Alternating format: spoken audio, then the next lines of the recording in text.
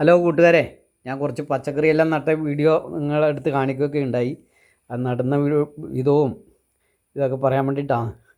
അപ്പോൾ ഈ കക്കിരിയെല്ലാം നടുന്നത് എങ്ങനെയാണെന്ന് ചോദിച്ചു കഴിഞ്ഞാൽ, നമ്മൾ ആദ്യം തടമെടുത്ത് അത് കഴിഞ്ഞ് കുറച്ച് കുമ്മായിട്ട് ഒരു 10-15 ദിവസം കഴിഞ്ഞ് ശേഷം നമ്മൾ ലേശം ഒരു കൈ കോഴിവളം ഈ മണ്ണിനകത്തിട്ട് അതിനകത്ത് മിക്സാക്കി എന്നിട്ട് ശരിക്കും ഇളക്കിയിട്ടാണ് നമ്മൾ കക്കിരി ഒക്കെ നടുക. അത് ഏത് വിത്തും, മത്തൻ, ഇളവൻ, താലോലി, ഇങ്ങനെയുള്ള എല്ലാ പച്ചക്കറിയും എനിക്കുണ്ട്. കുറച്ച് ലേശം ഈ കൊല്ലം ലേശം അധികമായിട്ടാണ് നട്ടേക്കുന്നത്.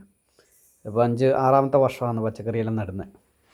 അപ്പോൾ അതിനെ താലോലിയും എല്ലാ പച്ചക്കറിയും ഇങ്ങനെ തന്നെയാണ്. ഈ ലേശം കോഴിവളം ആദ്യം ഇടുക, അത് കഴിഞ്ഞ ശേഷം നമ്മൾ ഈ മണ്ണുമായിട്ട് മിക്സാക്കിയിട്ട് വിത്ത് നട്ട് അത് ചെടിയല്ലേ ഏകദേശം ഒരു പകുതി ആകുമ്പത്തേന് നമ്മൾ ഒരു കൊട്ട കോഴിവളം തന്നെയാണ് ഉപയോഗിക്കില്ല.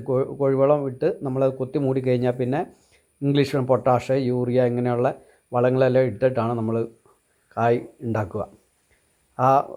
അങ്ങനെയാണ് കുറച്ച് നമുക്ക് പച്ചക്കറി. അല്ലാണ്ട് സാധാരണ ഈ നമ്മുടെ ചാണകപ്പൊടി ഒന്നും ഇട്ട് കഴിഞ്ഞാൽ അത്ര ശോഭിക്കില്ല, കാരണം വിളവ് കുറയും. അപ്പോൾ ഇങ്ങനെയുള്ള ഈ വളമെല്ലാം പ്രയോഗിക്കുകയാണെങ്കിൽ നമുക്ക് ഇഷ്ടംപോലെ ധാരാളം പച്ചക്കറിയെല്ലാം എടുക്കാനും കൊടുക്കാനൊക്കെ പറ്റും. ഞാനുണ്ടാക്കുന്ന പച്ചക്കറി ഞാൻ തന്നെയാണ് ഓരോ കടവഴിയെല്ലാം കൊണ്ട് വിറ്റഴിക്കുക. അപ്പോൾ എനിക്ക് മിതമായിട്ടുള്ള വിലയും അങ്ങനെയുള്ള ഇതെല്ലാം എനിക്ക് കിട്ടും. അപ്പോൾ എല്ലാ കടകളെല്ലാം നമ്മുടെ നാടൻ പച്ചക്കറി എടുക്കുന്ന കടകളാണ്. അങ്ങനെ എല്ലാ സ്ഥലത്തും ഞാൻ തന്നെയാണ് എൻ്റെ വണ്ടിക്ക് തന്നെ കൊണ്ടുപോയി വിൽപ്പന നടത്തുന്നത്.